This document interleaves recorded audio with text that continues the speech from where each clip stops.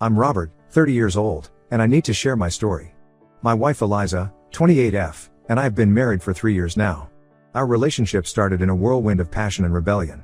Both our families were against our union for various reasons, but we fought against all odds to be together. We thought we were living our own fairy tale, proving everyone wrong about our love. A year into our marriage, Eliza got pregnant, and we were overjoyed. We welcomed our beautiful baby girl, Sophie, into the world. Everything seemed perfect. I had a demanding job, so we decided to hire a babysitter to help out with Sophie when both of us were busy. We found Maria, 35F, who seemed great with kids. She often came with her husband, Tom, 37M, who would drop her off and pick her up. I didn't think much of it at first. They seemed like a nice couple, and Maria was excellent with Sophie. About 6 months ago, I started noticing something odd. Tom would linger around after dropping Maria off. At first, I brushed it off, thinking maybe he was just being protective of his wife. But then I noticed he wasn't always leaving immediately. He'd park his car down the street and wait. I found it strange but didn't want to jump to conclusions. Last month, I had to leave work early due to a cancelled meeting. I decided to surprise Eliza by coming home early and maybe suggesting we go out for dinner. When I entered our house, I heard strange noises coming from our bedroom. My heart started racing as I approached the door. What I saw next will haunt me forever. Eliza was in bed with Tom, our babysitter's husband. They were so engrossed that they didn't even notice me at first. Maria was sitting in a chair in the corner of the room, just watching them. I felt like I was in some twisted nightmare. I must have made a sound because suddenly all eyes were on me. Eliza's face went pale, and Tom scrambled to get dressed. Maria just sat there, looking oddly calm. I couldn't process what was happening. I stumbled out of the room and went to check on Sophie, who was thankfully napping peacefully in her room. When I came back, Eliza was in tears, begging me to let her explain. Tom and Maria had left. I couldn't even look at my wife. I asked her how long this had been going on. She confessed that it had been happening for months. But the real shock came when she told me that she had been paying Maria extra to allow this arrangement. My wife, the mother of my child, had been paying our babysitter to let her cheat on me with the babysitter's husband. The level of betrayal and deceit was beyond anything I could have imagined. I was completely broken. The woman I had fought so hard to be with, the one I thought was my soulmate, had betrayed me in the worst possible way. I wanted to leave right then and there, but Sophie's face flashed in my mind. She was innocent in all of this, and I couldn't bear the thought of her growing up in a broken home. Against my better judgment, I decided to give Eliza a second chance for Sophie's sake. I laid down some strict rules. Maria and Tom were out of our lives for good. Eliza had to be completely transparent with her phone and social media, and we would start couples counseling immediately. Eliza agreed to everything, crying and promising she would change. She swore it was a moment of weakness that spiraled out of control. I wanted to believe her, but every time I looked at her, all I could see was her with Tom. The next few months were hell. I was dying inside every day. The trust was completely shattered, and no matter how hard Eliza tried, I couldn't shake the feelings of hatred and disgust that had taken root in my heart. But I put on a brave face for Sophie, trying to create a semblance of normalcy in our home. I threw myself into work and spent every free moment with Sophie. Eliza and I barely talked beyond what was necessary for co-parenting. The counseling sessions were painful and felt pointless. How do you rebuild something that's been so thoroughly destroyed? 2 years passed in this miserable state.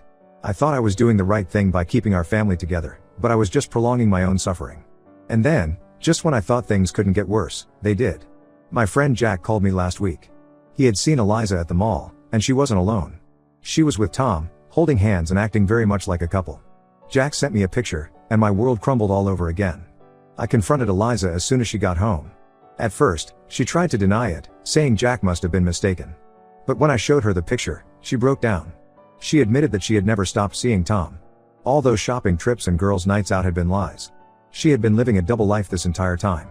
I was done. No more second chances, no more sacrificing my happiness for a failed marriage. I told Eliza to pack her bags and leave. She begged and pleaded, saying she would change for real this time, but I was beyond caring. I had given her 2 years of my life that I could never get back. I've contacted a divorce lawyer, and we're moving forward with the proceedings. I'm fighting for full custody of Sophie. Given Eliza's infidelity and deception, my lawyer thinks we have a strong case. I'm not giving Eliza a cent in alimony. She made her choice, and now she has to live with the consequences. I know the road ahead won't be easy, especially for Sophie, but I can't continue living this lie. I'd rather be a happy single father than a miserable married one. I'm sharing this story because I need support and advice. How do I move forward from here? How do I explain this to Sophie when she's older?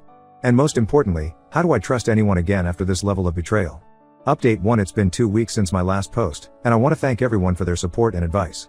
A lot has happened, and I'm still trying to process it all. First, the divorce proceedings are moving forward. My lawyer is confident about our case for full custody of Sophie. Eliza has moved out and is staying with her parents.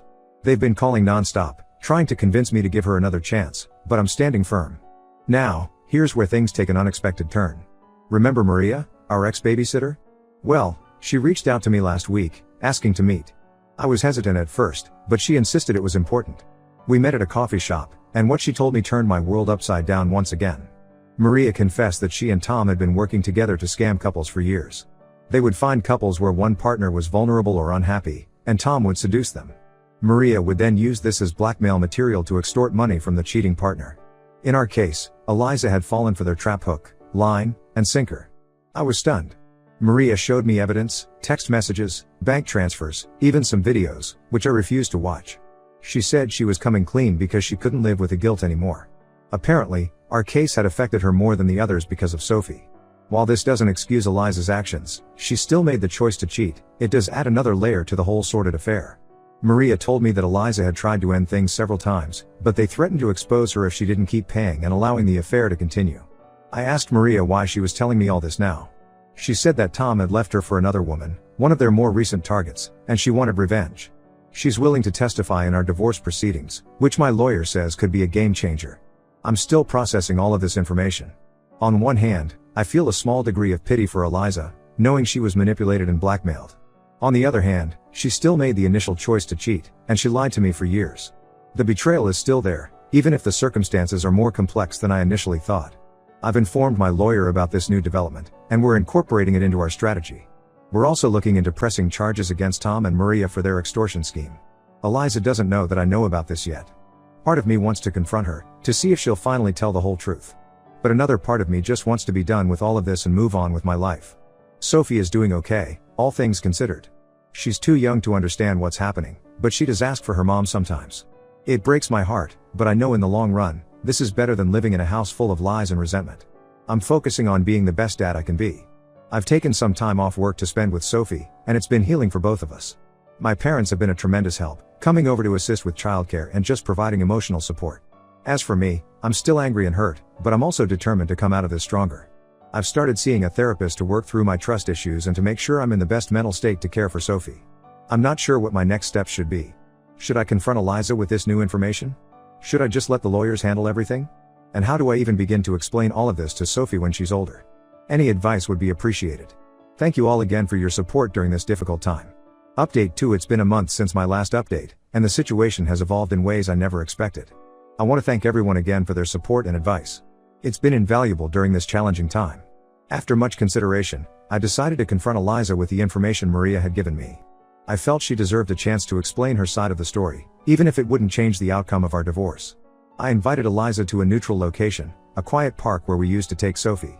When I told her what I knew, her reaction was not what I expected.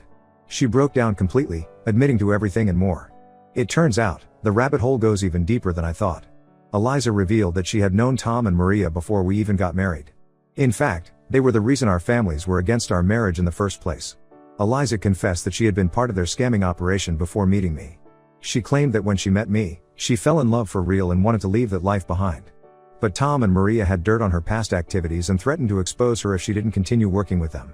Our entire relationship, from the whirlwind romance to the rebellion against our families, had been orchestrated as part of their long con.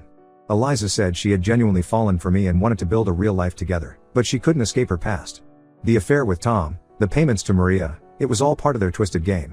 Eliza claimed she had been trying to find a way out for years, but every time she tried to end it, they would threaten to reveal everything, not just to me, but to the police as well. I was speechless. The woman I thought I knew, the life I thought we had built together, it was all based on lies. Every happy memory, every milestone we shared, was tainted by this revelation. Eliza begged for forgiveness, saying she had wanted to tell me the truth so many times but was too scared of losing everything, me, Sophie, her freedom. She said she had finally gathered the courage to come clean and turn herself in, which is why she had been meeting with Tom that day my friend saw them. I didn't know how to process this information. On one hand, I felt a tiny bit of sympathy for Eliza, trapped in a situation of her own making. On the other hand, the level of deception was beyond anything I could have imagined or forgiven. I told Eliza that while I appreciated her finally telling the truth, it didn't change anything about our divorce or my desire for full custody of Sophie. She understood and didn't fight it. What she did next surprised me. Eliza said she was going to turn herself in to the police and provide evidence against Tom and Maria's entire operation. She said she wanted to make amends, even if it meant serving time. I'm still trying to wrap my head around all of this. My lawyer is working overtime to navigate this complex situation. We're cooperating with the authorities to bring down Tom and Maria's operation, which apparently spans several states and has affected numerous families. As for Sophie, I'm more determined than ever to protect her from all of this. My parents have been incredible, offering to help me raise her while I sort out this mess. I'm grateful for their support, especially now that I know why they were so against my marriage to Eliza in the first place. I'm angry, hurt, and feel like a complete fool. But I'm also relieved in a way. At least now I know the whole truth, as ugly as it is. I can start to heal and move forward without any lingering doubts or what-ifs. My focus now is on Sophie and ensuring she has a stable, loving environment.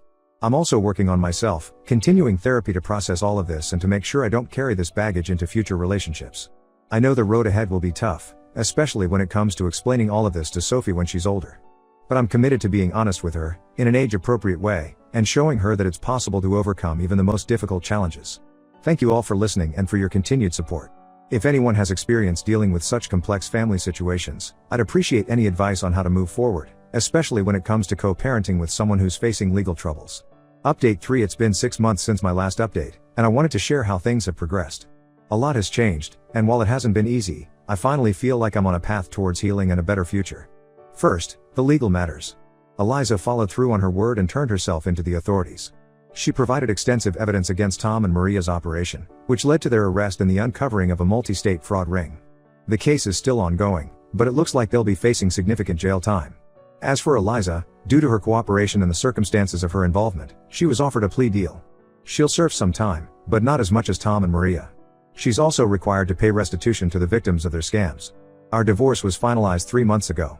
Given the circumstances, the judge granted me full custody of Sophie. Eliza has limited, supervised visitation rights for now, which will be reassessed after she serves her sentence.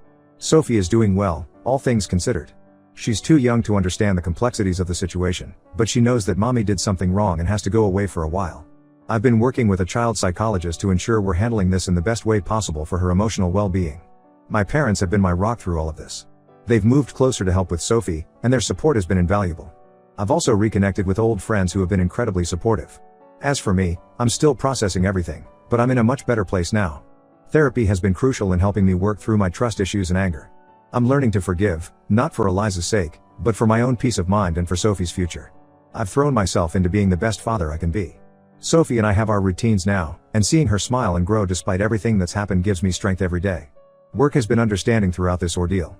I've scaled back my hours to focus on Sophie, and they've been supportive of this decision. I've also started volunteering at a support group for people who've been victims of fraud and deception. Sharing my story and helping others has been unexpectedly therapeutic. As for future relationships, I'm not ready to dive back into dating yet. My focus is on Sophie and on continuing to heal. When the time is right, I know I'll be able to approach relationships with a healthier perspective. Looking back, I realize how naive I was, but I don't blame myself anymore. I've learned valuable lessons about trust, forgiveness, and resilience. I'm committed to teaching Sophie these lessons as she grows up, to help her navigate the complexities of life and relationships. To everyone who's followed my story and offered support and advice, thank you. Your words have been a source of comfort and strength during the darkest times. For those who might be going through similar situations, my advice is this: it's okay to feel hurt, angry, and betrayed. But don't let those feelings consume you. Focus on what truly matters. In my case, it's Sophie. And remember, it's possible to rebuild and find happiness again, even after the most earth